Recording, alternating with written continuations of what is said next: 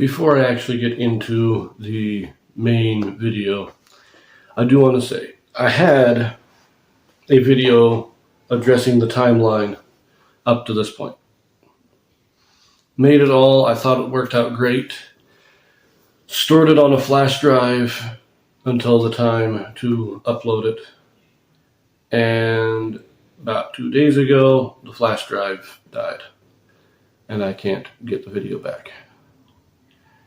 So, just wanted to say, I'm working on it. I got the flash drive down to a computer repair place, see if they can recover the files off of it. But anyways, that's the way it's looking right now. I can't redo it. Too complicated of a video, and I can't even remember half of what I said.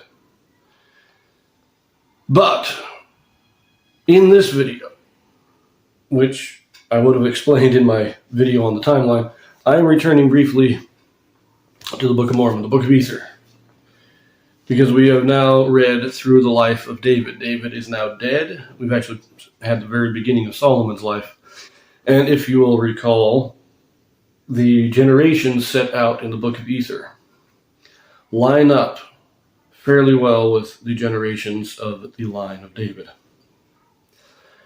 Now, in our last video on Ether, which I know was a whole long ago, we were reading Ether a long time ago. But I read through the reign of King Morianton. And I mentioned at the time that Morianton was contemporaneous with King David. He would have been of the same generation as King David. So when I got to his reign, I stopped. I said, okay, we're going to finish reading in the Old Testament until we get down through to the end of David's reign, which now brings us at the end of Morianton's reign and the end of David's reign are approximately the same time. Now, the exact years aren't going to line up. We can't really be that precise. But Morianton is of the same generation as David. So now that we've finished David and we have finished Morianton, we are beginning Solomon. Let us read the next generation in the Jaredites. Morianton's son. I believe his name is Kim. So, now to get into our main event.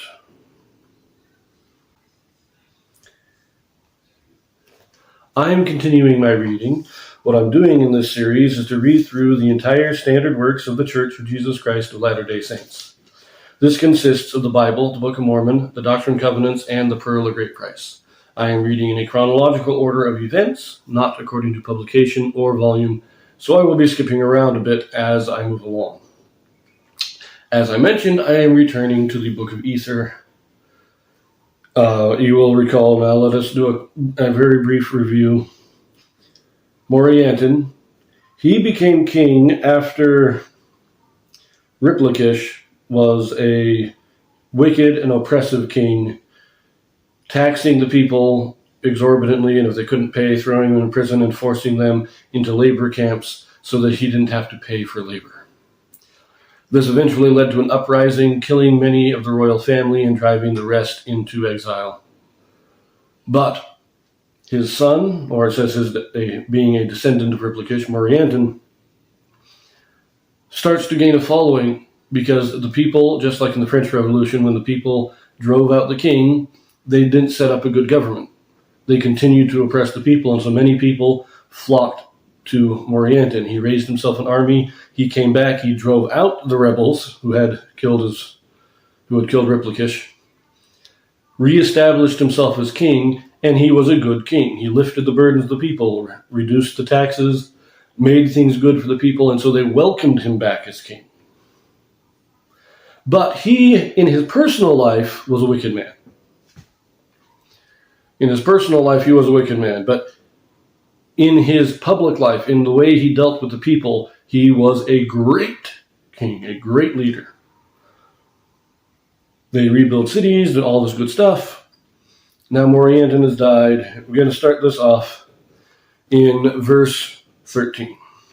And Morianton did live to an exceedingly great age, and then he begat Kim. And Kim did reign in the stead of his father. and he did reign 8 years, and his father died.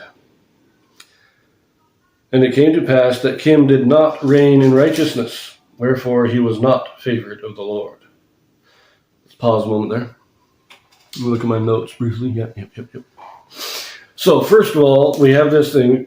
Morianton lives to a great old age. Now, we don't know exactly how old this is because that term is different depending on what you time. In this time period, a great old age, I think would be 70, 80 years old. Could be a little longer than that. Some people do live longer, but that seems to be about average. But Kim is born in his later years, probably when he's around 60. When he's about 80, approximately, he makes Kim king. He doesn't die immediately, so Kim is reigning as king. He's kind of a regent.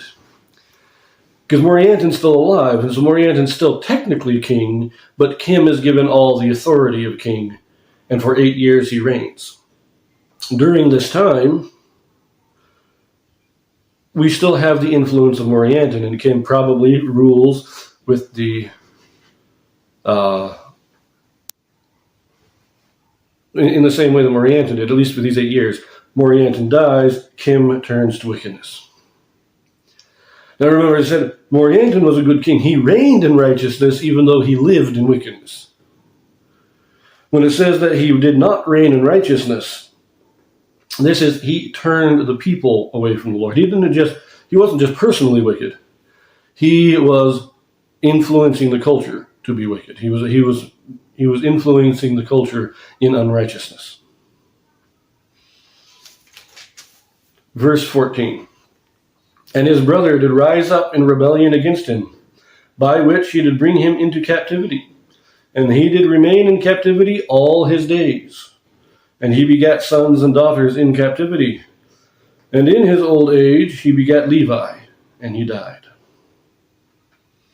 So Morianton is the son of a king, Replikish, who is driven out by the people. A rebellion rises up and drives him out.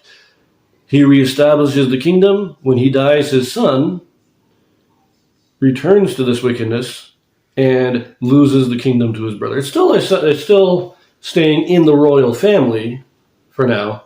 So far, there have been many times of people usurping the throne.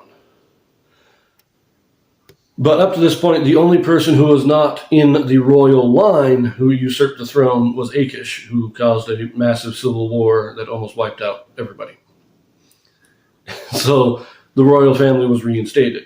So far, there's been only that one short time period where the king, or the one ruling, was not of the royal line of Jared. So Jared's dynasty is lasting a long time, because it began at the Tower of Babel, which is, probably 1,000 years before this time.